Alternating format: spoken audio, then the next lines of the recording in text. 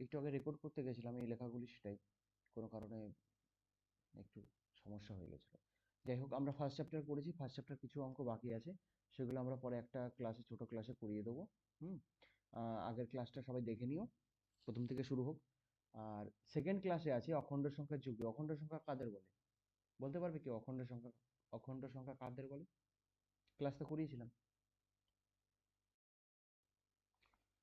অখণ্ড সংখ্যা কাদের বলা হয়? ন্যাচারাল নাম্বার অফ সেট হচ্ছে 1 2 3 এভাবে যেতে যায়। এদের সঙ্গে যখন শূন্য চলে আসে তাকে বলা হয় অখণ্ড সংখ্যার সেট। এদের লেখা হয় ডাব্লিউ দিয়ে, ক্যাপিটাল ডাব্লিউ। ঠিক আছে? তো এই যে এদের নিয়ে শূন্য, 1 2 3 4 5 এবং শূন্য, এদের নিয়েই তো আমাদের সংখ্যামালা, স্বাভাবিক যেটা, নেগেটিভ নয়, পজিটিভ সংখ্যামালা এদের দিয়েই শুরু হয়। তো এদের যোগ বিয়োগ গুণ ভাগ এই 2 নম্বর 3 নম্বর চ্যাপ্টারে আছে। ঠিক আছে? এবং আমরা এখন পড়বো 4 নম্বর চ্যাপ্টার, তাড়াতাড়ি শেষ হয়ে যাবে। 4 নম্বর চ্যাপ্টার হচ্ছে ডিভিজিবিলিটি, মানে কোনো সংখ্যাকে কত দিয়ে ভাগ করা যায়, যেটা কম্পিটিটিভ এক্সামের জন্য খুব প্রয়োজনীয়। করি। আমরা এখানে একটু লিখেছিলাম, যাই হোক 2 3 4 5 7, তাতেই হয়ে যাবে ক্লাসটা। 2 4 8, আমরা প্রথমে দেখব এই সংখ্যাগুলো দিয়ে কাদের ভাগ যায়। ঠিক আছে? 2 কাদের ভাগ যায়? যার যে সব জোড় সংখ্যা 2 দিয়ে ভাগ যায়, স্বাভাবিক ব্যাপার।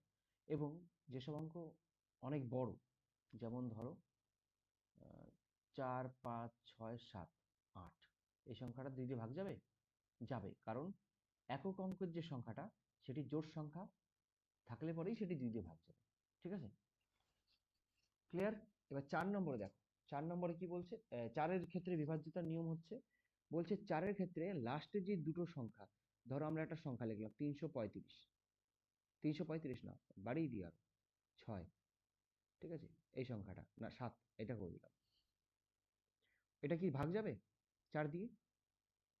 এরকম যদি হয়, দেখতে হবে লাস্টের যে দুটো সংখ্যা আছে, শেষের দুটো অঙ্ক, শেষ দুটো অঙ্ক কি 4 দিয়ে ভাগ যায়? না, ভাগ যায় না, অতএব এটা ভাগ যাবে না। যদি এখানে আমরা লিখতাম 3 3 5 6, তাহলে কি ভাগ যেত 4 দিয়ে? হ্যাঁ, যেত, কারণ 4 14 56, তাই না? শেষ দুটো অঙ্ক ভাগ যাচ্ছে 4 দিয়ে, 4 4 4 16, 4 14 56।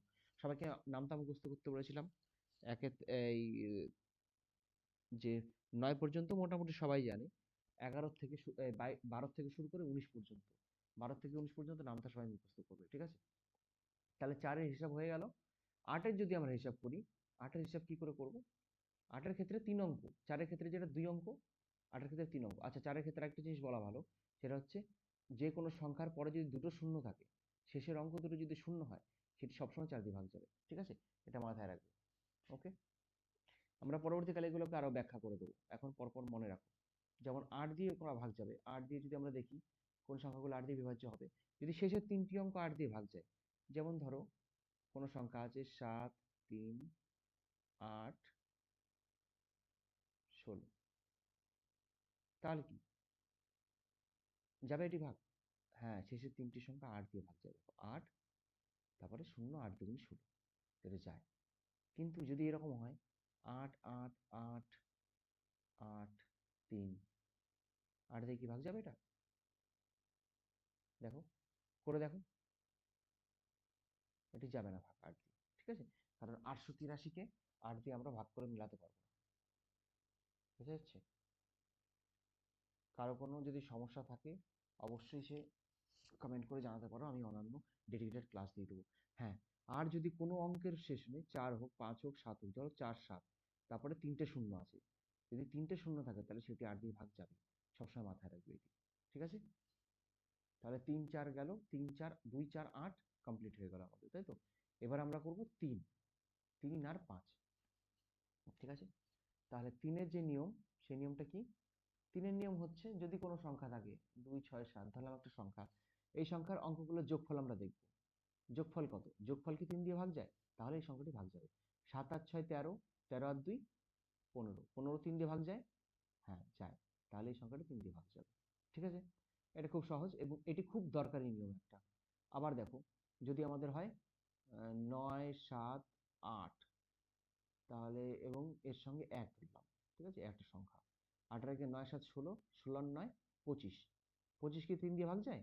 না, 25 কি 3 দিয়ে ভাগ যায়? তাহলে যাবে না। 3-এর অঙ্ক হয়ে গেল। 3-এর পরে আমরা কত আছি? 4 আমাদের হয়ে গেছে, এখন আসবে 5। ঠিক আছে? 5-এর নিয়ম হচ্ছে, কোনো সংখ্যার পরে একদম শেষের অঙ্ক যদি ধরো 9 7 5 থাকে বা 0 থাকে, তাহলে সেই সংখ্যাটি ভাগ ভাগ যাবে। যেমন 5 ওকে 5, 5 দুগুণে 10। দেখো 5কে যদি আমরা গুণ করি তাহলে কি হয়?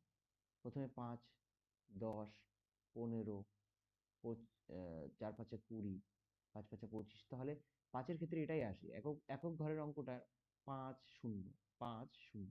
তাহলে একক ঘরের অঙ্ক যদি 5 বা 0 হয় তবেই সেটি 5 দিয়ে ভাগ যাবে। ঠিক আছে? আশা করি বুঝতে পারছো। না বুঝতে পারলে জানাবে। অঙ্ক আমরা এখন মনে হচ্ছে খুব সহজ হয়ে যাচ্ছে অঙ্কগুলো, কিন্তু যখন আমরা পরে করব তখন তোমরা দেখবে যে এই ছোট ছোট যে ইটগুলো, এই ইটগুলো গেঁথে দিয়ে আমরা অনেক বড় বিল্ডিং তৈরি করব। ঠিক আছে? কিন্তু এই প্রথম ক্লাসগুলো খুব কেয়ারফুলি করতে হবে, এবং যেগুলো করাচ্ছি সেগুলো খাতায় নোট নিয়ে রাখতে হবে, বারবার প্র্যাকটিস করতে হবে। অনেকের মাথায় অনেক বুদ্ধি থাকে, কিন্তু শেষ পর্যন্ত যে প্র্যাকটিস করে, যে বেশি চর্চা করে, যে সময় দেয় বেশি, যে জিনিসটাকে ভালোবেসে মন দিয়ে খাটে, সেই এগিয়ে যাবে, বাকিরা পিছিয়ে থাকবে। ঠিক আছে? ওকে, এবার আছে 6। 6 দিয়ে কখন বিভাজ্য হবে? আমরা 2 দিয়ে বিভাজ্য কি দেখেছি? জোড়। যে শেষে যদি জোড় কোনো সংখ্যা থাকে, বা জোড় না, সরি, কোনো সংখ্যা যদি 2 দিয়েও ভাগ যায়, 3 দিয়েও ভাগ যায়, মানে কি? মানে একটা ধরো 900 267 ধরো, 267 সংখ্যাটা ধরি। 67 কি হয়? 3 দিয়ে ভাগ যায়, তাই তো? 7 6 3, 7 6 13, 13 2 15, তো 3 দিয়ে ভাগ যায়, কিন্তু 2 দিয়ে কি যাবে? যাবে না, কারণ 7টা হচ্ছে বেজোড় সংখ্যা, সেই জন্য যাচ্ছে না। এই কারণে এটি 6 দিয়ে বিভাজ্য হবে না। ঠিক আছে? 6 দিয়ে বিভাজ্য হবে না জিনিসটা। বোঝা গেল?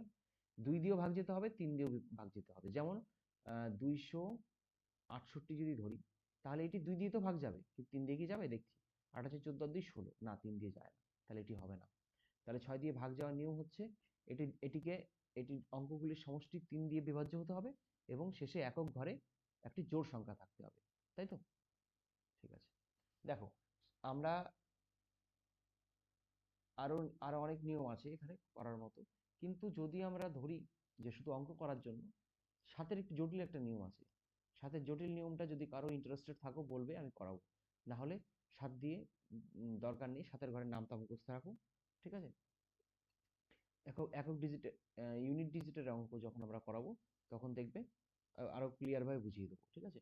তাহলে এখন সাতের আর দেখার দরকার নেই, বাদ থেকে গেল, 8 হয়ে গেছে আমাদের। 7 দিয়ে আমরা যদি নিয়ম করতে হয়, তাহলে আমরা 7 দিয়ে সেটিকে ডিরেক্ট ভাগ করে নেবো, ডাইরেক্ট ডিভিশন। নিয়ম মনে রাখার থেকে এটা অনেক ভালো, কারণ চাকরির পরীক্ষায় অনেক কিছু মনে রাখতে হবে। আমার মনে হয় না এটা ভালো প্রশ্ন, তবু কারো যদি ইন্টারেস্ট থাকে আমি দেখিয়ে দিতে পারি। ঠিক আছে? যাই হোক, এবার আটের আমরা করে দিয়েছি। 9 9 কখন হয়? 9 দিয়ে ভাগ যায় তখনই যখন অঙ্কগুলি 9 দিয়ে ভাগ, 9 দিয়ে অঙ্কগুলির সমষ্টি 3-এর মতোই নিয়মটা, কিন্তু এখানে 3 দিয়ে নয়, 9-এর ঘরের নামটায় আসতে হবে, মানে 9 দিয়ে বিভাজ্য হতে হবে। যেমন 2 6 না, 2 9 11 7। ঠিক আছে? এটা যাবে ভাগ? 7 আর 9 16, 16 আর 2 18। 18 9 দিয়ে ভাগ যায়? হ্যাঁ, তাহলে এই সংখ্যাটি 9 দিয়ে ভাগ যাবে। ঠিক আছে? বোঝা গেল? এই যোগ করলাম, এই 3টে অঙ্কের যোগফল 9 দিয়ে ভাগ যায়, তার জন্য। 10 দিয়ে ভাগ যায় জানি সবাই, একক ঘরের সংখ্যা 10, মানে 10 দিয়ে ভাগ যেতে গেলে শেষে 0 থাকতে হবে। হ্যাঁ, আরেকটা ভালো নিয়ম আছে, 11 দিয়ে ভাগ যায় কখন? 11 থেকে অনেক প্রশ্ন পরীক্ষায়, অনেক প্রশ্ন আসে। 11 নিয়মটা মনে রাখতে হবে সবাইকে। ঠিক আছে? ধরো 11 দিয়ে কখন ভাগ যাবে আমরা বিচার করি। ধরো 11 দিয়ে আমরা একটা সংখ্যা নিচ্ছি। ধরো 2 8 1 8 2, এরকম একটা সংখ্যা নিলাম। আমরা কি করব? একটা সংখ্যা বাদ দিয়ে একটা সংখ্যাকে যোগ করব। 2 আর 1 3, 3 আর 2 5, একটা সংখ্যা এটা। আর 8 আর 8 16, সরি 16। এদের যদি বিয়োগ করলে কত হয়? বড়টা থেকে ছোট বিয়োগ করে দেবে, বাস, সিম্পলি। বা একটা থেকে একটা বিয়োগ করলেই হবে, 11।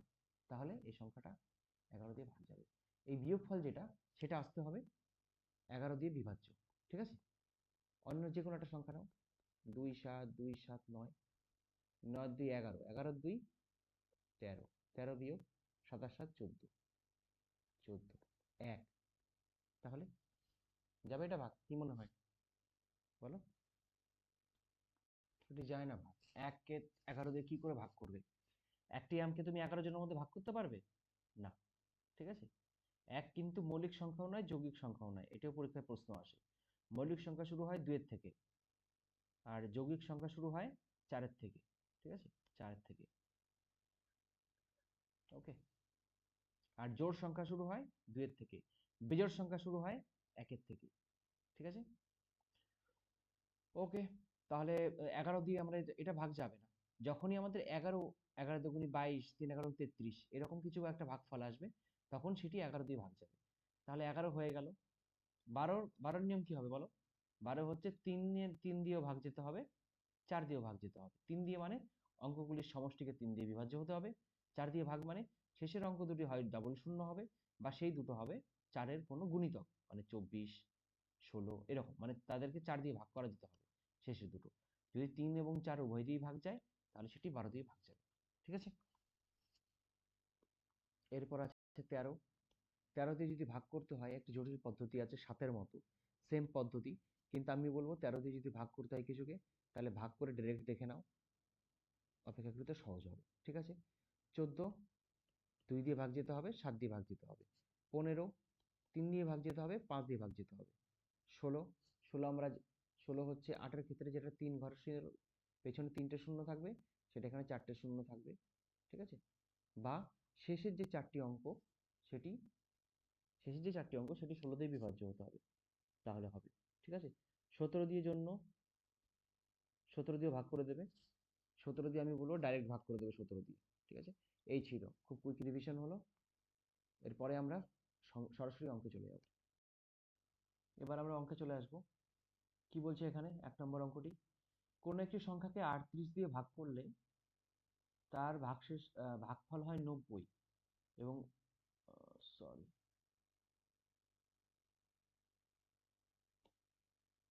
সরি সরি সরি সরি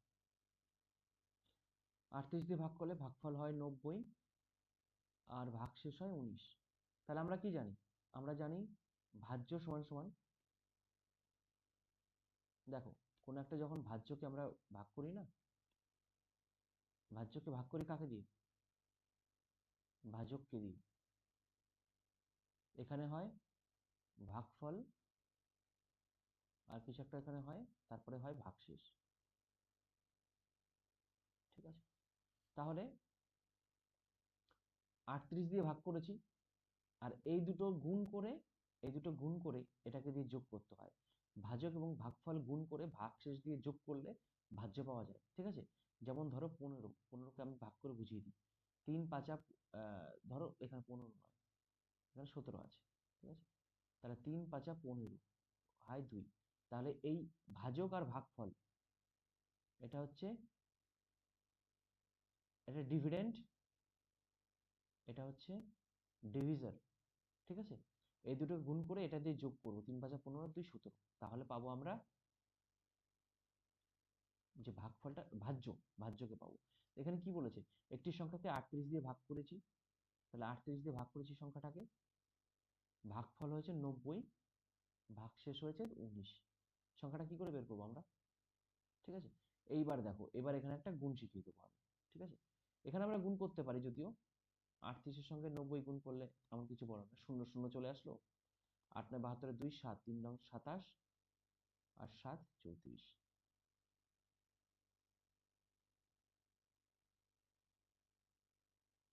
3 4 2 0, এই সংখ্যাটা যোগ করলে হবে একক 9 3 3 4, তাহলে 3 4 9 0, বি হচ্ছে অ্যান্সার। ঠিক আছে, এবার আমরা একটা গুণ করব, বলেছিলাম সেকেন্ড চ্যাপ্টারে ওটা গুণ শিখিয়ে দেবো। গুণটা দেখো, যদি কোনো সংখ্যা থাকে 12 31, কি করে গুণটা করব পরপর? দেখো, এই দুটো গুণ হবে 2, এবার এই কোনাকুনি গুণ করব, এককে 1, অনেকে জানা থাকবে নিয়মটা, তবু একবার দেখে নাও। 3 দুগুণী 6, তাহলে 1 3 দুগুণী 6 এর একে এই দুটো গুণ করে যোগ করব, তাহলে এককে 1, তাহলে 1 তার সঙ্গে যোগ হবে 3 দুগুণী 6, তাহলে 6, হাতে কিছু নেই, তাহলে এখানে 7 বসলো। এবার আবার এই প্রথম দুটো সংখ্যা 3 অক্ষে 3, তাহলে এদের গুণফল হচ্ছে 3। আমাদের মানে কি হবে তাহলে, ডাবল নিয়মে করতে হবে না, মানে দুইবার পেতে আবার যোগ করতে হবে না। ঠিক আছে, এবার দেখো, এবার যদি আমরা করি 78 আর 91 বা 97, এই দুটো সংখ্যা গুণ করি। কি করে করব? 7 8 56, 5 হাতে থাকবে, তাই তো? 7 7 49, 49 সঙ্গে যোগ হবে 8 9 72, তাই তো? 11, 4 7 11 আর 1 কত হয়? 12। এবার 121 আর 5 কত হয়? 126। 126-এ 6 বসবে, হাতে থাকবে 12। ভালো করে দেখবে। 7 নং 63, 63 আর 12, 3 আর 2 5 7, 7 5 6 6। ভালো করে চেক করে দেখো তো এটা সবাই ঠিক হলো কিনা। গুণটা আরো ভালো হয় যদি আমরা পাতি এইভাবে করি। 33 গুণ 43, ঠিক আছে? 3 3 9। এবার কোনটা কোনটা গুণ করবো বলো? এই দুটো। 3 4 12, 12 আর 9 21, 1 হাতে 2। এবার 3 4 12 আর 2 14। এভাবে গুণটা করতে হবে, এই দুটো পর পর, তারপরে এই দুটো, ঠিক আছে? নামতাটা সবাই মুখস্থ রাখবে, গুণটা সবাই এভাবে প্র্যাকটিস করবে, বারবার বলছি। যেভাবে বলা হচ্ছে সেভাবে করো, অবশ্যই সফলতার মুখ খুব দ্রুত দেখতে পাবে, ঠিক আছে? তাহলে 1 নম্বর অঙ্কটা হলো। এবার যদি দেখি একটি অঙ্ক, দুই অঙ্ক দেখো, এইটা সিজিএল এসেছিল 2005 সালে। প্রথম অঙ্কটা খুব ভালো ছিল, 2017 CHSL combined higher secondary level, ঠিক আছে? স্টাফ সিলেকশনের ভালো পরীক্ষা, ভালো চাকরি, যাই হোক। একটি ভাগ, একটি ভাগ অঙ্কে ভাজক ভাগশেষের 5 গুণ। তাহলে কি বলছে? ভাজক ভাগশেষের 5 গুণ। ভাগশেষ ধরলাম x, তাহলে ভাজক এখানে থাকে, তো ভাজক ধরলাম 5x, ঠিক আছে? ভালো করে দেখো, পাটিগণিত অঙ্কে মনে রাখবে সবসময় উত্তর প্রশ্নটার মধ্যেই বলে দেওয়া থাকে। আমরা বুঝতে পারছি কিনা সেটা দেখা হয়, ঠিক আছে? এখানে রকেট সায়েন্স নেই কিছু। এবং আচ্ছা, এবং ভাগফলের 25 গুণ। ভাগফলের 25 গুণ এর হচ্ছে 5 গুণ, তাই তো? তাহলে সবচেয়ে ছোট কোনটা? সবচেয়ে ছোট হচ্ছে ভাগফল, তাহলে আমি ভাগফলটা ধরলাম। তাহলে ভাগফল এটা ধরলে এটা হয় 25x, ঠিক আছে? আর এর 5 গুণ এটা।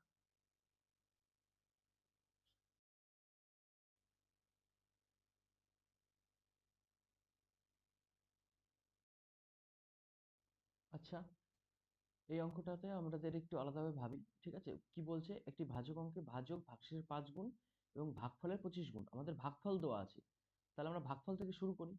ভাগফল হচ্ছে 16 গুণ 16, তাই তো? কি বলছে? ভাজক ভাগফলের 25 গুণ, তাহলে ভাজক কত হবে? 25 গুণ 16। আমরা একটু আগে গুণ শিখলাম, গুণ করব।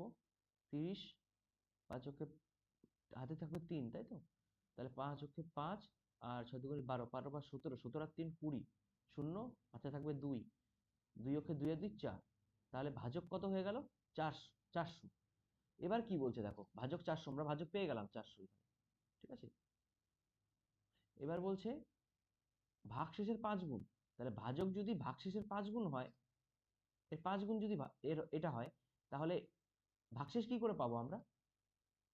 এর 5 গুণ, মানে এটাকে 5 দিয়ে ভাগ করতে হবে। 80, 80কে 80-র 5 গুণ হচ্ছে ভাজক। 80-র 5 গুণ, 80কে 5 গুণ করলে 400 পাওয়া যাচ্ছে। তার মানে এর হচ্ছে 5 ভাগ করলে আমরা এটা পেতাম, ঠিক আছে? এবার আমাদের বের করতে হবে ভাজ্যটা কত। ভাজ্য কি করে বের করব? এই দুটো গুণ করব।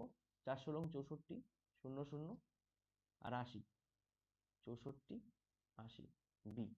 2 এর হচ্ছে বিটা উত্তর, ঠিক আছে? একইভাবে আমরা 3-এরটা করব। কি বলছে দেখো, 3 অঙ্কটা নিজের চেষ্টা করবে তো, তারপরে আমি করিয়ে দেবো, ঠিক আছে? 3 অঙ্কটা সেম ভাবে হবে। অঙ্কটা ভালো করে কনসেপ্ট বুঝে নেবে। কি বলা আছে প্রথমে? ভাগফল বলে দেওয়া আছে। তাহলে কি বলছে? ভাগফল ভাগশেষে 4 গুণ, গুণ ভাগ যেটা বলা আছে সেটা করতে হবে, ঠিক আছে? ভাগফল বলে দেওয়া আছে, ভাগফল থেকে আমরা ভাগশেষ বের করবো প্রথমে, আর ভাগশেষ থেকে ভাজক বের করবো, ঠিক আছে? ভাজক আর ভাগশেষের মধ্যে সম্পর্ক দেওয়া আছে, ভাগফল আর ভাগশেষের মধ্যে সম্পর্ক দেওয়া আছে, ভাজক এবং ভাগশেষের মধ্যে সম্পর্ক দেওয়া আছে, ঠিক আছে? এইভাবে বের করতে হবে। ওকে, না পারলে কমেন্ট করবে, করে দেবো। কি বলছে এখানে? 231 থেকে কোন ক্ষুদ্রতম সংখ্যা বিয়োগ করলে বিয়োগফল 15 দ্বারা বিভাজ্য হবে। এইসব অঙ্কে আমরা কি করব? এইসব অঙ্ক খুব আসে পরীক্ষায়, ঠিক আছে? এখানে হয়তো আসেনি, কিন্তু আসে। ভাগ করব, পাতি ভাগ, 8 81, 5 15 75, 6 15 90, 5 15 75, 6। তাহলে কত বিয়োগ করলে 15 দ্বারা বিভাজ্য হবে? ভাগশেষটা থাকা যাবে না, তাহলে এর থেকে 6 বিয়োগ করে দেবো। 231 থেকে 6 বিয়োগ করে দেবো, তাহলে এখানে মিলে যেত, ঠিক আছে? সরি, এটা 75, হ্যাঁ 75। চারটার উত্তর হবে এ। পাঁচেরটা দেখো, পাঁচেরটা কি বলছে? দুটি ক্রমিক যুগ্ম সংখ্যার বর্গের অন্তর সর্বদা কত দ্বারা বিভাজ্য হবে? যদি আমরা এখানে দেখো, এখানে কিছু ফর্মুলা আছে, ফর্মুলা আমি করিয়ে দিচ্ছি। ফর্মুলা যদি না হয় তাহলে আমাদের মনে রাখতে হবে এখানে আমরা কি করব? দুটি ক্রমিক যুগ্ম সংখ্যা, এক সেকেন্ড, এখানে আমি ফর্মুলাটা করিয়ে দিচ্ছি, ঠিক আছে? এখানে তিনটে ফর্মুলা আছে, এটা মুখস্থ রাখবে সবসময়। দুটি ক্রমিক যুগ্ম সংখ্যার ভাগফল সবসময় কত দিয়ে বিভাজ্য? ওকে, এখানে নেই, আমরা এটা অন্যভাবে করবো। দেখো, এটা মনে রাখতে হবে আমাদের সবসময়, দুটো ক্রমিক যুগ্ম সংখ্যার অন্তর সবসময় 4 দ্বারা বিভাজ্য হয়, ঠিক আছে? কি করে 4 দ্বারা বিভাজ্য হয়? একটি যুগ্ম সংখ্যা ধরলাম 2x, এভাবেই তো হয়। ধরো 4, 4 এর পরে কি আসে? 6 আসে। তাহলে 2x এর পরে, তাহলে দুটো, একটা সংখ্যা 2x, তাহলে আরেকটা সংখ্যা হবে 2x + 2। ভালো করে যদি আমরা দেখি, তাহলে এর আমাদের এদের বর্গের অন্তর বের করতে হবে, তাই তো? বর্গের অন্তর, তাহলে 2x + 2 তার square minus 2x square, 4x square plus 6x + 4 minus 4x square, 8, ঠিক আছে? 4x স্কয়ার ক্যান্সেল হয়ে যাবে। 4 দিয়ে আমরা যদি করি 2x + 1, তাহলে সবসময় 4 দিয়ে বিভাজ্য হবে এই দুটি বর্গ যুগ্ম সংখ্যার বর্গের অন্তর। আমরা যদি এভাবে নাও করি অঙ্কটা আমরা সিম্পল একভাবে দেখতে পারি, সেটা হচ্ছে যুগ্ম সংখ্যা কি 2, যুগ্ম সংখ্যা কি 4, 4 4 কত 16, 2 দুগুণে কত 4, 12। দেখো, অপশন আছে 4 এবং 6, এখানে এভাবে হবে না অঙ্কটা।